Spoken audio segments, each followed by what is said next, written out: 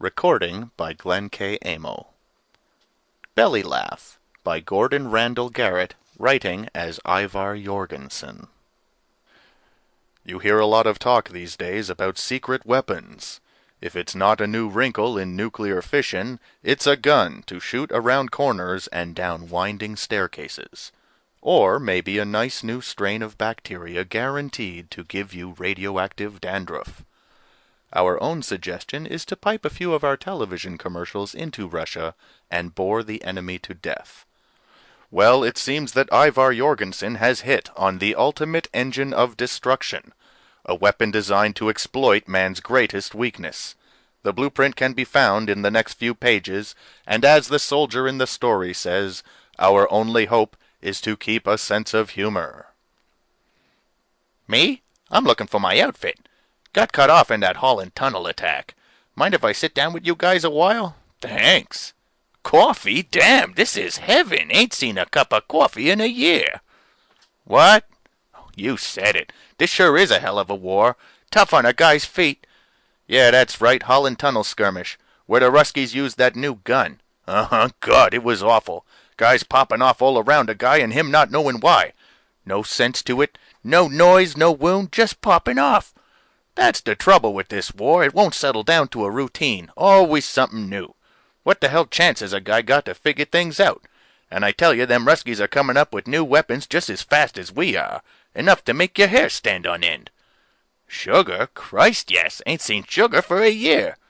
You see, it's like this. We were bottled up in the pits around the tunnel for 7 damn days. It was like nothing you ever saw before. Whoops! Sorry. Didn't mean to splash you. I was laughing about something that happened there to a guy. Maybe you guys would get a kick out of it. After all, we gotta keep our sense of humor. You see, there was me and a Kentucky kid named Stillwell in this pit. A pretty big pit with lots of room, and we were all alone. This Stillwell was a nice kid, green and lonesome, and it's pretty sad, really, but there's a yak in it, and as I say, we gotta keep a sense of humor. Well, this Stillwell, a really green kid, is unhappy and just plain drooling for his gal back home.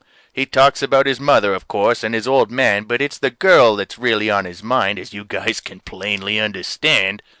He's seeing her every place, like spots in front of his eyes. Nice spots, doing things to him when this Rusky babe shows up. My gun came up without any orders from me just as she poked her puss over the edge of the pit. And Oh, thank you kindly.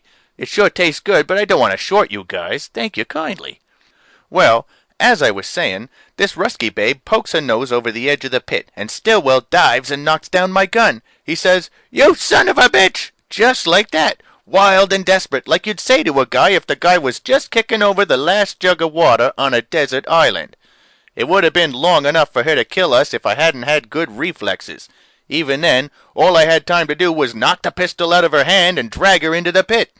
With her play bollocksed, she was confused and bewildered. She ain't a fighter, and she sits back against the wall, staring at us deadpan with big, expressionless eyes. She's a plenty pretty babe, and I could see exactly what had happened as far as Stillwell was concerned. His spots had come to life in very adequate form, so to speak. Stillwell goes over and sits down beside her, and I'm very much on the alert because I know where his courage comes from, but I decide it's all right because I see the babe is not belligerent, just confused kind of, and friendly, and willing.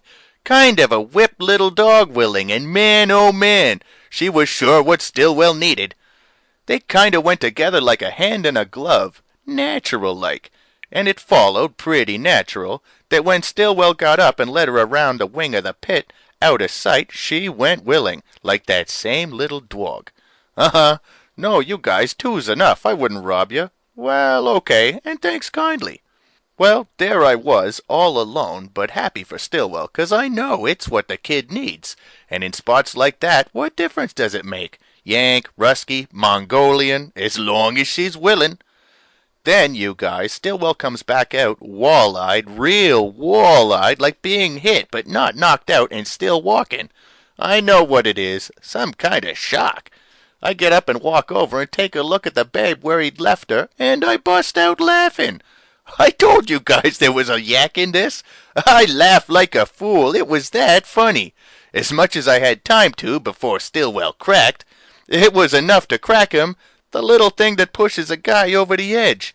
He lets out a yell and screams, "For Christ's sake! For Christ's sake! Nothing but a bucket of bolts! Nothing but a couple of plastic lumps!" That was when I hit him. I had to. He was for the birds, Stillwell was. An hour later we got relieved and a couple of medicos carried him away strapped to a stretcher, gone like a kite. They took the robot, too, and its clothes, but they forgot the brassiere, so I took it and I've been carrying it ever since. But I'll leave it with you guys if you want, for the coffee. Might make you think about home. After all, like the man says, we gotta keep our sense of humor. Well, so long, you guys, and thanks. End of Belly Laugh by Gordon Randall Garrett, writing as Ivar Jorgensen. Recording by Glenn K. Amo, Stittsville, Ontario, Canada.